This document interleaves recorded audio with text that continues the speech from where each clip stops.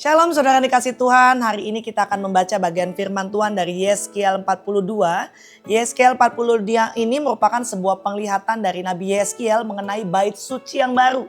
Nah, ketika Tuhan memberikan penglihatan tentang bait suci yang baru, ini menandakan bahwa Allah itu ingin tinggal kembali bersama dengan umatnya. Dan dia rindu agar umatnya menyembah dia. Yuk kita satukan hati, kita bersatu dalam doa. Bapa, terima kasih. Tuhan, tuntunlah kami dalam membaca firman-Mu, berikan kami pencerahan. Sehingga apa yang kami baca, apa yang kami dengar hari ini boleh menjadi kekuatan dalam seluruh kehidupan kami. Dalam nama Tuhan Yesus Kristus, haleluya, amin. Mari saudara baca ayat 15 dan ayat 20 saja. Nanti saudara bisa baca secara lengkap di rumah. Ukuran-ukuran lingkungan bait suci. Sesudah ia selesai dengan mengukur seluruh bangunan dalam itu, ia menggiring aku menuju pintu gerbang yang menghadap ke sebelah timur. Lalu mengukur sekeliling lingkungan bait suci itu. Nah, kita baca ayat 20 nih, ini menarik sekali saudara. Keempat sisinya diukur, sekeliling lingkungan itu ada tembok panjangnya 500 hasta dan lebarnya 500 hasta. Untuk memisahkan yang kudus dari yang tidak kudus. Nah, kita harus underline bahasa untuk memisahkan yang kudus dari yang tidak kudus.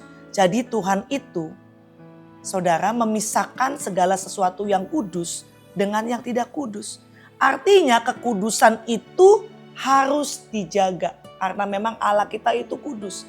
Dan kehadirannya tidak boleh dicampur dengan yang namanya kenajisan, saudara.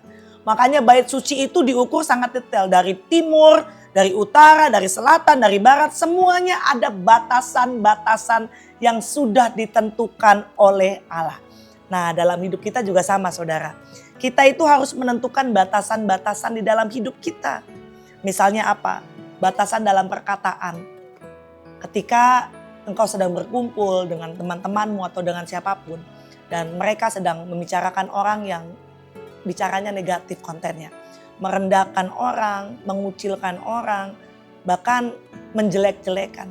Nah, kita sebagai anak-anak Tuhan jangan sampai kita ikut terjerumus dalam pembahasan itu. Kita harus keluar saudara. Kita harus tentukan batasan-batasan itu supaya kita tidak jatuh di dalam dosa perkataan. Memang kalau kita baca tentang batasan-batasan bait suci ini kita pikir, ngapain ya ada batasan-batasan begini. Tapi ini sangat menarik. Bahwa Allah itu sangat detail menentukan batasan-batasan saudara.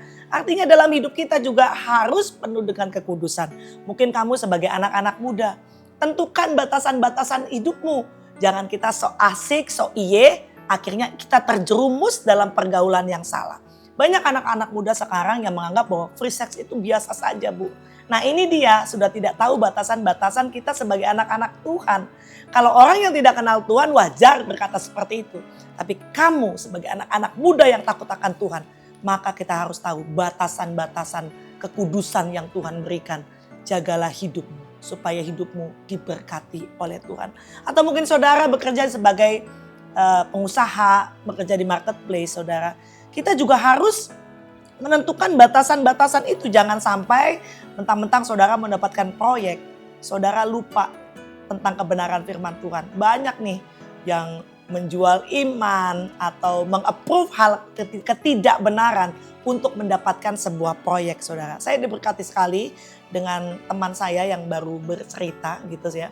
Dia mendapatkan proyek di tempat hiburan malam gitu, membangun. Saya tidak tahu apa jenis hiburannya, tapi dia bilang begini, dia selalu diajak dengan yang ownernya ini untuk pergi ke hiburan malam di tempat yang lainnya. Ayo ikut yuk, gak apa-apa kamu boleh pesan apa aja, saya ajak kamu, yuk nikmatin di sana. Tapi luar biasanya teman saya ini punya ketegasan saudara, punya batasan. Dia pikir, Pak udah saya gak usah ikut, saya bangun aja proyek ini, saya tahu kok apa yang Bapak mau. Jadi dia tidak ikut-ikutan, dia punya batasan-batasan yang ada di dalam hidupnya karena dia adalah anak Tuhan. Nah hari ini saudara, kita harus menjaga kekudusan hidup. Kita harus tegas, kita harus punya batasan-batasan dalam segala hal supaya hidup kita tidak kebablasan. Karena Allah sendiri kita baca tadi, memisahkan yang kudus dan yang tidak kudus.